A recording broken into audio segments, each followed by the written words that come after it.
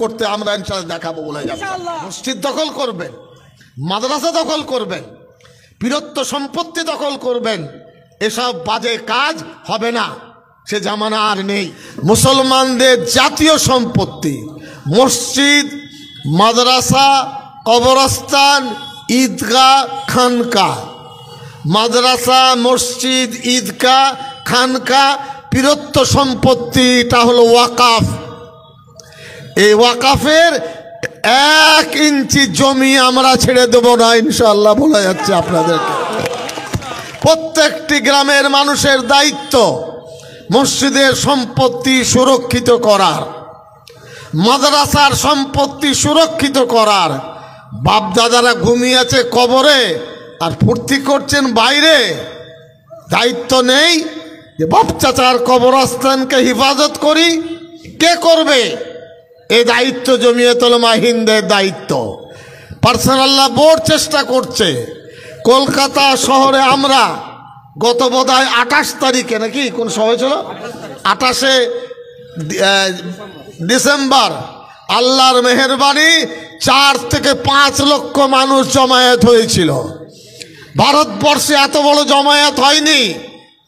যা গেছে উদ্ধারের কাজ হবে, কিন্তু ওয়াকাফের এই প্রস্তাবিত বিলকে আমরা প্রত্যাহার করার দাবি তুলছি। হাত তুলে বলুন আপনারা। যদি জোর করে চাপিয়ে দেয়, দেখা যাবে ইনশাআল্লাহ কি করে তার প্রতিবাদ আমরা করতে পারি। পারবেন না? পারবেন না? আমরা প্রতিবাদ করব শান্তিপূর্ণ দিকে। আমাদের সাথে লড়াই নয় পাবলিকের, হিন্দু ভাইদের সাথে আমাদের লড়াই নয়, তারা আমাদের দাদা, আমাদের ভাই। পুলিশ বাহিনীর বিরুদ্ধে আমাদের লড়াই নয়, লড়াই হলো আমাদের নিজস্ব সম্পদকে কেড়ে নেবেন কেন? ওই আপনার অন্ধ্রপ্রদেশ, কেরল, বহু হিন্দুদের দেবত্ব সম্পত্তি আছে, 9 লক্ষ একর। সেখানে ধরুন, সেখানে ধরার সুযোগ নেই। আমাদের রাজ্যের মুখ্যমন্ত্রী মমতা ব্যানার্জি বিধানসভায় পাশ করেছেন একটা রেজলিউশন, মোশন এনেছেন। সেখানে বলেছেন যে মুসলমানদের নিজস্ব সম্পদ, তাদের এহসাস, অনুভূতি, এই সম্পত্তি বা এই প্রস্তাবকে আমার দল সমর্থন করে না। বিধানসভায় সেটা পাশ হয়েছে, ভারতবর্ষের কোনো বিধানসভায় নয়। সেখানে মন্ত্রী মানব ভূঁইয়াও ছিলেন, আমরাও ছিলাম।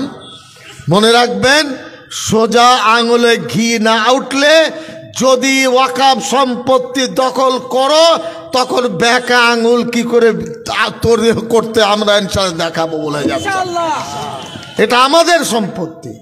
মসজিদ দখল করবেন, মাদ্রাসা দখল করবেন, বৃহত্ত সম্পত্তি দখল করবেন, এসব বাজে কাজ হবে না, সে জামানা আর নেই। কার কত ছাতি দেখা যাবে ইনশাআল্লাহ।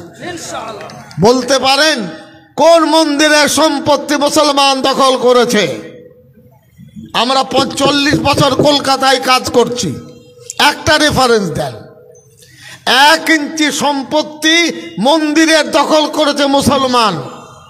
সিদ্দিকুল্লাহ চৌধুরী এই সবকে প্রমাণ চাইছে, পারবেন না দিতে। ইসলামের নীতি জোর করে পরের সম্পত্তি দখল করে মসজিদ হয় না। আল্লাহর সম্পত্তি দিতে হয়, উৎসর্গ করতে হয়। জোর করে মন্দিরের সম্পত্তি মসজিদ হবে কেন? মুসলমান কি মরে গেছে, ইয়েতিম হয়ে গেছে যে আল্লাহর নামে সম্পত্তি দেবে না মসজিদের জন্য? এটাকে হতে পারে? প্রত্যেক গ্রামে আছে, এটা অত্যন্ত স্পষ্ট। মার্চ মাসে যখন বাজেট সেশন হবে, বিজেপি বলছে কেন্দ্রের সরকার, আমরা তখন বিলটি নাকি জোর করে আনবো, আর বিরোধীরা বলছে আনতে দেব না। আমরা ততদিন পর্যন্ত শান্তিপূর্ণভাবে অপেক্ষা করব। যদি ঠান্ডা করে চলে যায়, ঝগড়া খতম। আর যদি লড়াই করার জায়গায় আসে, তখন আমাদের চেহারা কি হবে এখন বলার সুযোগ আসেনি, তখন বলা যাবে।